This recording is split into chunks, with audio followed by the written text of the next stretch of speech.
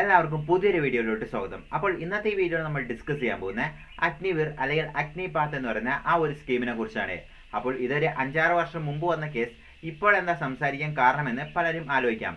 അപ്പോൾ ഇപ്പോൾ റീസെന്റ് ആയിട്ട് നിങ്ങൾ രാഹുൽ ഗാന്ധിന്റെ എല്ലാം സ്പീച്ച് കേട്ട് കഴിഞ്ഞാൽ നിങ്ങൾ അറിയാം, അതായത് അഗ്നിപാത്ത് എന്ന് പറയുന്ന ഈ ഒരു സ്കീം ഫുള്ളായിട്ട് പിൻവലിക്കണം എന്ന് പറഞ്ഞ് പ്രതിപക്ഷ പാർട്ടികളെല്ലാം തന്നെ ഒരുമിച്ച് പറയുന്നു. അതുപോലെ തന്നെ ഇത് പാർലമെന്റിലും വലിയൊരു ഡിസ്കഷനായി നടക്കുന്ന ഒരു ഏറ്റവും വലിയ ടോപ്പിക്കാണ് ഈ അഗ്നിപാത്ത്. അപ്പോൾ ഇത് കേരളത്തിലും തമിഴ്നാട് അങ്ങനെ സൗത്ത് ഇന്ത്യയിൽ മാത്രമോ ഇത് വലിയ രീതിയിലുള്ള പ്രശ്നമാവാത്തുള്ളൂ. UP, ബീഹാർ തുടങ്ങിയ സംസ്ഥാനങ്ങളിലെല്ലാം തന്നെ പലരും ഈ അഗ്നിപാത്ത് എന്ന് പറയുന്ന ഈ ഒരു സ്കീം ഫുള്ളായിട്ട് വിഡ്രോ ചെയ്യണം എന്ന് ആവശ്യപ്പെട്ട് പലതരത്തിലുള്ള അതായത് പ്രൊട്ടസ്റ്റ് എല്ലാം നടത്തുന്നുണ്ട്. അപ്പോൾ നമ്മൾ ഇന്നത്തെ ഈ വീഡിയോയിൽ എന്താണ് അഗ്നിപാത്ത്, അതുപോലെ തന്നെ ഇത് നല്ലതാണോ ചീത്തതാണോ, അതുപോലെ തന്നെ മൂന്നാമത്തെ മോഡി സർക്കാർ ഇതിനെ റിവ്യൂ ചെയ്യും എന്ന് പറഞ്ഞിട്ടുണ്ട്. അപ്പോൾ അങ്ങനെ റിവ്യൂ ചെയ്യുകയാണെങ്കിൽ എന്തെല്ലാം മാറ്റങ്ങളായിരിക്കും അഗ്നിപാത്ത് എന്ന് പറയുന്ന ഈ ഒരു സ്കീമിൽ കൊണ്ടുവരാൻ പോകുന്നത് ഉള്ള കാര്യങ്ങളാണ് നമ്മൾ ഇന്നത്തെ ഈ വീഡിയോയിൽ ഡീറ്റെയിൽ ആയി ഡിസ്കസ് ചെയ്യാൻ പോകുന്നത്. അപ്പോൾ വീഡിയോ ഇഷ്ടപ്പെടുകയാണെങ്കിൽ ലൈക്ക് ചെയ്യുക, വീഡിയോ ഇഷ്ടപ്പെട്ടുകയാണെങ്കിൽ ഡിസ്ലൈക്ക് ചെയ്യുക. ഇപ്പോൾ വീഡിയോയിലേക്ക് കിടക്കാം. അപ്പോൾ അഗ്നിപാത്ത് എന്ന് പറയുന്ന ഈ ഒരു സ്കീമിനെ കുറിച്ച് കൂടുതൽ ഇൻട്രൊഡക്ഷൻ ഒന്നും ആർക്കും ആവശ്യമുണ്ടാവില്ല. കാരണം അത്രമാത്രം ഫേമസ് ആയ ഒരു അതായത് സ്കീമും കൂടിയായിരുന്നു ഈ അഗ്നിപാത്ത് എന്ന് പറയുന്ന ഇത്. അപ്പോൾ ഇതിലോട്ട് റിക്രൂട്ട് ചെയ്യുന്ന സോൾജേഴ്സിനെ തന്നെ അഗ്നിവീർ എന്നായിരുന്നു വിളിച്ചുകൊണ്ടിരുന്നത്. അപ്പോൾ ഈ അഗ്നിപാത്ത് എന്ന് പറയുന്ന ഈ ഒരു സ്കീം അറിയാത്തവർക്ക് ഒറ്റ വൈനി പറയുകയാണെങ്കിൽ അത് നമ്മുടെ രാജ്യത്തോട്ട് ആർമി, നേവി, എയർഫോഴ്സ് ഈ 3 ഫോഴ്സിലോട്ടും ആളെ എടുക്കുന്നത് 17.5 വയസ്സ് തൊട്ട് 21 വയസ്സ് വരെ. അതായത് ഒരാൾ 17.5 വയസ്സായി കഴിഞ്ഞാൽ അവർക്ക് ഈ അഗ്നിപാത്ത് സ്കീമിലോട്ട് അപ്ലൈ ചെയ്യാം. അതുപോലെ തന്നെ അവരെ സെലക്ട് ചെയ്ത് 6 മാസം ട്രെയിനിങ് കൊടുക്കും. അതിനുശേഷം 21 വയസ്സാകുമ്പോൾ തന്നെ അവർ റിട്ടയർഡ് ആയി പുറത്തു വരും.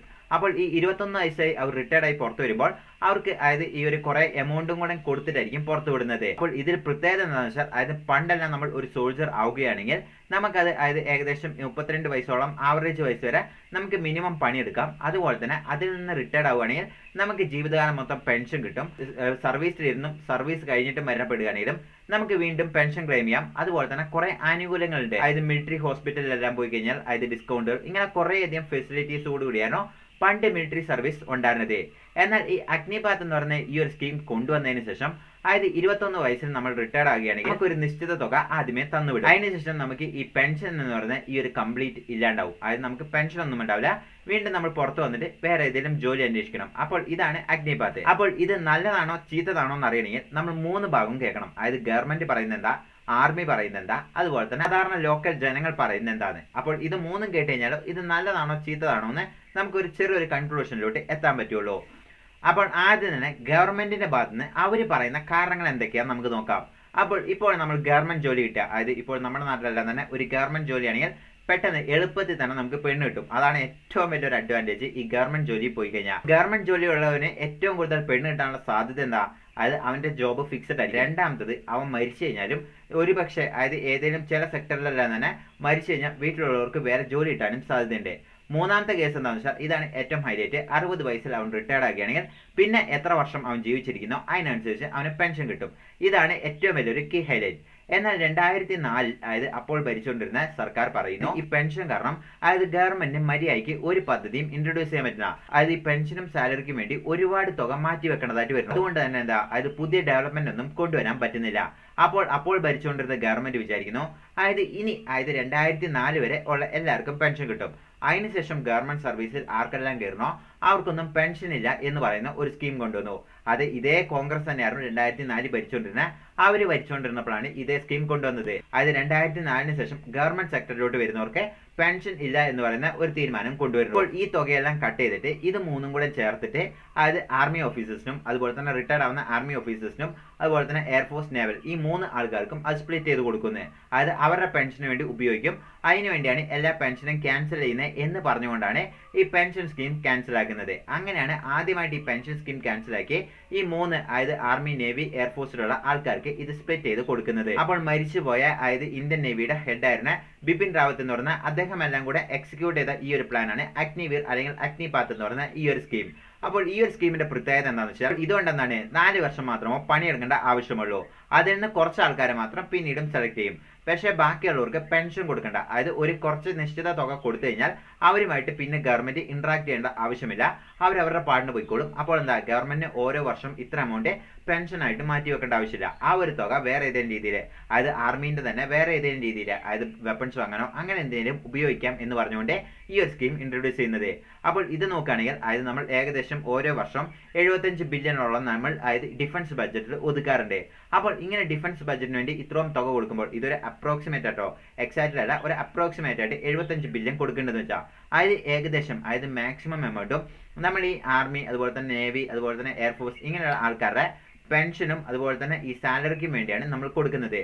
അപ്പോൾ 2021 പ്രകാരം ഇന്ത്യയിൽ അതായത് എക്സ് ആർമി ഓഫീസേഴ്സ് 26 ലക്ഷം പേരാണ് ഈ പെൻഷൻ വാങ്ങുന്നത് എന്നാണ് പറയുന്നത്. അപ്പോൾ 26 ലക്ഷം പേര് ഈ ആർമിയിൽ മാത്രം, അതായത് റിട്ടയർഡ് ആയ ആർമി ജനറൽസ് മാത്രം, അതായത് റിട്ടയർഡ് ആയ ആർമി ആൾക്കാർ മാത്രമാണ് 26 ലക്ഷം വാങ്ങുന്നത്. ഇത് മൊത്തം കൂടെ കൂട്ടിക്കഴിഞ്ഞാൽ അത് കൂടുതൽ തുകയാണ്. പക്ഷേ ഇപ്പോൾ നമ്മുടെ അതായത് ആർമിയിലുള്ള ആൾക്കാർ എന്ന് പറഞ്ഞാൽ 1.4 മില്യൺ, അതായത് 14 ലക്ഷം ആയിട്ട് മാത്രമേ ഉള്ളൂ. അപ്പോൾ ഇത് രണ്ടും കൂടെ കൂട്ടുകയാണെങ്കിൽ അതായത് നമ്മൾ അതായത് ഇപ്പോഴുള്ള ആൾക്കാർക്ക് കൊടുക്കുന്നതിനെക്കാട്ടും കൂടുതൽ എമൗണ്ട് ആയിരുന്നു മുൻപുണ്ടായിരുന്ന ആൾക്കാർക്കെല്ലാം കൊടുത്തുകൊണ്ടിരുന്നത്. അപ്പോൾ ഇതിലും കുറേയധികം പെൻഷൻ സ്കീം ഉണ്ട്, അതായത് എ ഗ്രേഡ്, ബി ഗ്രേഡ്, അതൊക്കെ വേണമെന്നുണ്ടെങ്കിൽ നിങ്ങൾ താഴെ കമന്റ് ചെയ്താൽ മതി. അതിനെക്കുറിച്ച് സെപ്പറേറ്റ് നമ്മൾ വീഡിയോ ഇടാം. അപ്പോൾ അതേപോലെ തന്നെ കൊടുത്തുകൊണ്ടിരുന്നത്. അപ്പോൾ ഈ പെൻഷൻ ഇങ്ങനെ പോയിക്കൊണ്ടിരിക്കുമ്പോൾ ഗവൺമെന്റ് വിചാരിക്കുന്നു അതായത് ഈ പെൻഷൻ ഒഴിവാക്കി കഴിഞ്ഞാൽ അതായത് കുറേയധികം പുതിയ വെപ്പൺസ് ഉണ്ടാക്കാം. അപ്പോൾ എന്താണ്, ആർമി ഇച്ചിരി കൂടെ സ്ട്രോങ് ആവും. അതുപോലെ തന്നെ നമുക്ക് പുതിയ പുതിയ കണ്ടുപിടുത്തങ്ങൾ ഉണ്ടാവും. ഡിഫൻസിൽ അതായത് കൂടുതലായിട്ടും അപ്ഗ്രേഡ് ചെയ്യാൻ പറ്റും. അതുപോലെ തന്നെ കുറേ നല്ല കാര്യങ്ങൾ ചെയ്യാം എന്ന് പറഞ്ഞുകൊണ്ടാണ് ഈ അഗ്നിപാത്ത് എന്ന് പറയുന്ന സ്കീം ഗവൺമെന്റിന്റെ ഭാഗത്ത് നിന്ന് ഇൻട്രൊഡ്യൂസ് ചെയ്തത്. ഇനി ആർമി ആൾക്കാർ, അതായത് ആർമി ആൾക്കാർക്കും ഈ അഗ്നിപാത്ത് എന്തായാലും ഇൻട്രൊഡ്യൂസ് ചെയ്യുമ്പോൾ ആർമിയിലുള്ള വലിയ വലിയ ആൾക്കാരെല്ലാം തന്നെ സജസ്റ്റ് ചെയ്തിട്ടായിരിക്കും ഈ അഗ്നിപാത്ത് എന്ന് പറയുന്ന സ്കീം ഇൻട്രൊഡ്യൂസ് ചെയ്യുന്നത്. അപ്പോൾ അവരുടെ മുന്നിൽ ഉണ്ടായിരുന്ന ഏറ്റവും വലിയ ലക്ഷ്യം എന്താണെന്ന് നോക്കാം. ഈ അഗ്നിപാത്ത് എന്ന് പറയുന്ന അതായത് ഇന്ത്യയിൽ മാത്രമുള്ള സ്കീമല്ല, ലോകത്തുള്ള പല രാജ്യങ്ങളിലും ഈ അഗ്നിപാത്ത് എന്ന് പറയുന്ന സ്കീം കൊണ്ടുവന്നിട്ടുണ്ട്.